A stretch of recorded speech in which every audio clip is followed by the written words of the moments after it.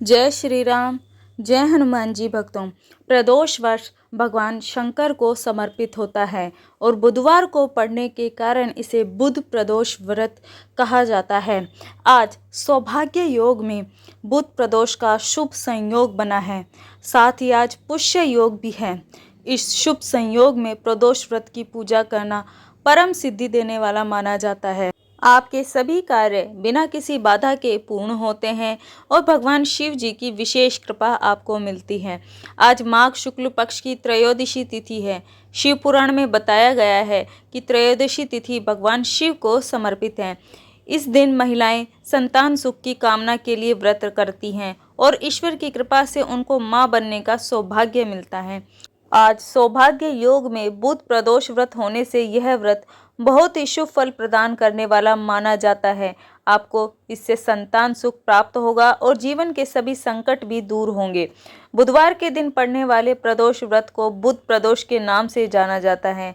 आज की वीडियो में हम बुध प्रदोष व्रत का महत्व, उसकी पूजा विधि और व्रत कथा का श्रवण करेंगे। प्रदोष व्रत जब बुधवार को पड़े तब भगवान शिव और माता पार्वती के साथ विघ्नहर्ता भगवान गणेश जी की भी पूजा करनी चाहिए। ऐसा करने से आपको शुभ लाभ की प्राप्ति होती है और आपके घर में सुख समृद्धि के योग बनते हैं। साथ ही बुध की स्थिति आपकी कुंडली में और मजबूत होती है और इसके शुभ प्रभाव में वृद्धि होती है। आपकी सभी मनोकामनाएं पूर्ण होती हैं।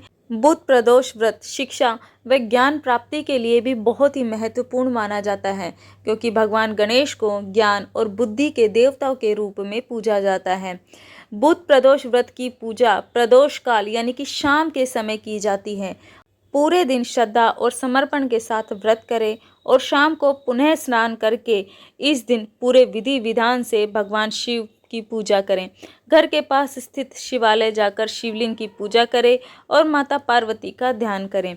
शिवलिंग पर गंगा जल और गाय का दूध चढ़ाएं। उसके बाद दही, शहद, जल आदि से अभिषेक करें। सफ़ेद चंदन का लेप लगाएं। फिर शिवलिंग पर बेलपत्र, भांग, धतूरा, शमी का पत्ता, धूप बत्ती, सफ़ेद फूल, मिठाई, वस्त्र आदि चढ़ाएं। इसके बाद बुध प्रदोष व्रत की कथा का पाठ करें। बुध प्रदोष व्रत की कथा के अनुसार एक आदमी का नया नया विवाह हुआ और विवाह के 2 दिनों बाद ही उसकी पत्नी मायके चली गई थी। कुछ दिनों बाद वह पुरुष अपनी पत्नी को लेने उसके घर गया। बुधवार को जब वह अपनी पत्नी को लेकर लौटने लगा तो ससुराल पक्ष ने उसे रोकने का खूब प्रयत्न किया और उससे कहा कि विदाई के लिए बुधवार शुभ नहीं माना जाता है। लेकिन लड़का नहीं माना और अपनी पत्नी के साथ बैलगाड़ी से अपने घर के लिए निकल पड़ा।